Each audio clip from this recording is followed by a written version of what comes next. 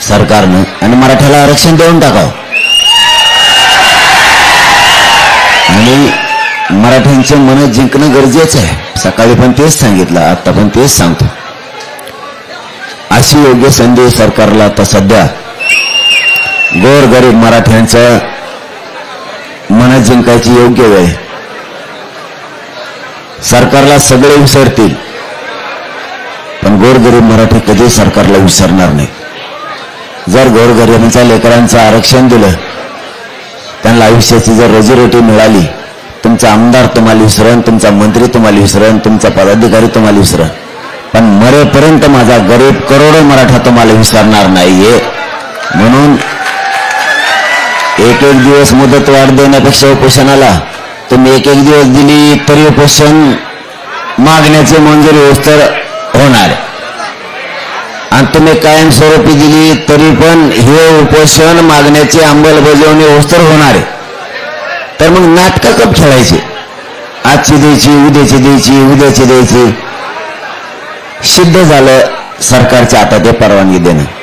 तसं दुसरं सुद्धा खरं आहे, सरकारच्याच हातात हे आंदोलन मोडायचं का परवानगी द्यायची हे पण सरकारच्याच हातात, का मला गोळ्या घालून मारायचं हे पण सरकारच्याच हातात, पोरं रस्त्याने अडवायचे हे पण सरकारच्याच हातात, का सोडायचं. तुम्ही जर त्यांना त्रास नाही दिला तर पोरं पण काही नाही करीत. मुंबईतली परिस्थिती अशी आहे, जणू जसं पोलीस बांधावाडाव घेतो तसं आमच्याही माहित आहेत. इथले सरकारनं त्यांचे लघवीचे त्याचे संडाचे कुलप लावून ते दार बंद केले. पाण्याची परिस्थिती तीच आहे. अशी माहिती मिळाली की दुकानं सुद्धा चहाचे त्याचे वडा जेवणाचे बंद आहेत. म्हणून सीएसटीला जे मोगा बसले होते पोरं त्याच्यामुळे बसले होते. त्याच्यामुळे हे प्रॉब्लेम मोगाचं ते आलं. ज्यावेळेस ते पोरं इथल्या पोलीस अधिकाऱ्यांनी बांधवांनी सांगितलं तेवढं काढायला सांगा, आपण काढायला सांगितलं लगेच ते निघले सुद्धा. पण त्यांनी ते कारण सांगितले काही सुरू नाही, पाणी प्यायला मुद्दा म्हणजे कदरून जावं मराठा मुंबईतून. परत जेवायला मिळू नाही, त्यांना चहा पाणी मिळू नये, त्यांना काही वस्तू मिळू नाही. म्हणून अरे यायला इंग्रजापेक्षा बेकार झाले तुम्ही. मग त्यांच्यापेक्षा राती बेकार झाले. मग तुम्ही पाणी उघडं ठेवणार, संडास बाथरूमाचे उघडं ठेवणार. कारण पोर आता हे बघा आलेत म्हणल्यावर तुमचं काम केलं त्यांनी, तुम्ही आम्हाला परवानगीचं सहकार्य केलं तर आम्ही तुम्हाला रोडवर एकही गाडी लावणार नाहीत. तुम्ही दिलेल्या मैदानावर पार्किंगला लावू हे आम्ही सहकार्य दिलं, तुम्ही उलट्या बातम्या फिरायला लागले. अरे सरकार, आम्ही सांगितलं मुंबई सगळे जोपर्यंत सहकार्य करणार नव्हते, म्हणजे आम्ही महाराष्ट्रात होतो त्यावेळेचा विषय. त्यांनी सांगितलं आम्ही पाय ठेवून देणार नाहीत, येऊन देणार नाहीत. मग मराठ्यांनी ठरवलं मुंबईत आम्ही घुसणार, मुंबईत जाम करणार. मराठे घुसले पण जाम केली पण मग सरकारनं पण सहकार्य केलं.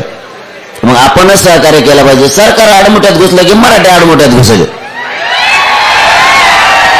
सरकारने सहकार्य केलं, परवानगी दिली. पोराला 1 मिनिटात सांगितलं तुम्ही जी मुंबई जाम केली ती 1 मिनिटात मोकळी करा, वाहनं बाजूला काढून सुरक्षित मैदानावर नेऊन लावा पार्किंगच्या.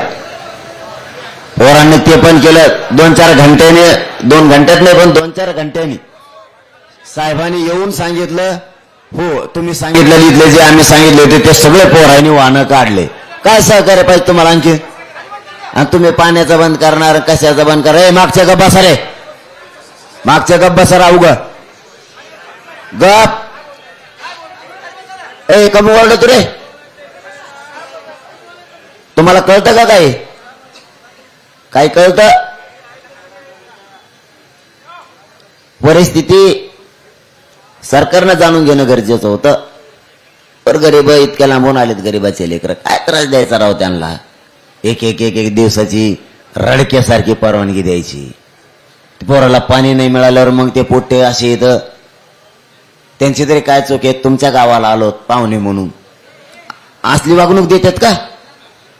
तुमच्या आमच्या तिकडे येतात तुम्ही सभा घ्यायला तालुक्यात जिल्ह्यात, अशीच वागणूक देतो का आम्ही? जरी कार्यकर्ता तुमच्या पक्षाचा असला तरी आमच्या मराठ्याचा आहे, तुमचा शिवसेनेचा असला तरी मराठ्याचा आहे, राष्ट्रवादीचा असला तरी मराठ्याचा आहे, काँग्रेसचा असला तरी मराठ्याचा आहे, बेसरामाचा असला तरी मराठ्याचाच आहे. आमचे लोक असले वागणूक देते का तुम्हाला तिकडे आल्यावर? तुम्ही आम्हाला मुंबईत अशी वागणूक जर दिली ना मुख्यमंत्री साहेब, इथून गेल्यावर मराठ्याच्या पोराच्या डोक्यात हे राहणार आहे, मुंबईत गेल्यावर हाल केलते. तुमच्या सुद्धा तुमच्या नेत्याच्या मनात तुमच्या कार्यकर्त्याच्या मनात सभा होत्या असंच होणार आहे. मग तिकडे बी तुमच्या तिकडे आलं म्हणून तुम्ही त्रास देणार तर लोक आमच्या तिकडे आल्यावर तुम्हाला त्रास देणार, बदला होणार. कशाला असलेला पड्यात पडायचं?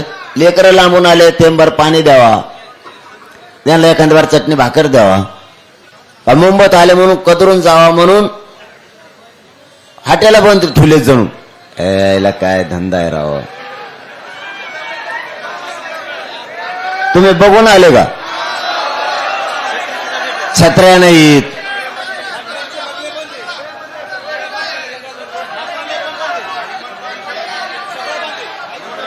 म्हणजे याचं कारण असं आहे. हे बघा, जैन मताला तुम्हाला किंमत द्यावा लागेल. राजकारण्याला ऐकून तुम्हाला जैन मताचं मत काय आहे, एक मतानं लोक काय सांगतात याला सुद्धा किंमत द्यावा लागणार. तुम्ही आम्हाला इथं येऊन सांगणार, गोड गोड बोलणार, तसं काही नाही. मी मोकळा नाही ते ऐकायला.